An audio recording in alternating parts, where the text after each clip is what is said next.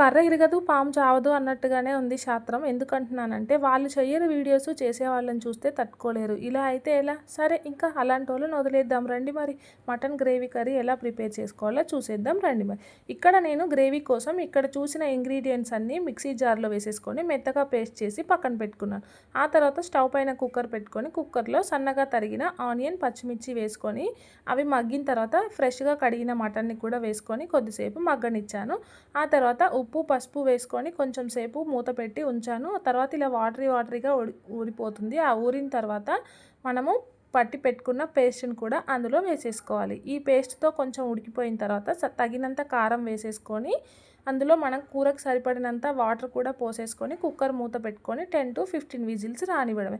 ఇలా విజిల్స్ వచ్చిన తర్వాత కుక్కర్ మూత తీసి చూస్తే మటన్ అయితే చాలా అంటే చాలా చక్కగా ఉడికిపోతుంది. పీస్ అయితే చాలా సాఫ్ట్గా ఉడుకుతుంది.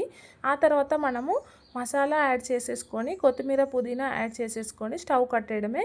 గ్రేవీకి గ్రేవీ ఉంటుంది, టేస్ట్ చాలా బాగుంటుంది, ముక్క అయితే చాలా సాఫ్ట్గా ఉంటుంది. ఈ రెసిపీ నచ్చినట్టయితే ఎవరైనా ట్రై చేసి ఎలా వచ్చిందో నాకు కామెంట్ బాక్స్లో కామెంట్ చేయండి. సబ్స్క్రైబ్ చేయడం మర్చిపోకండి.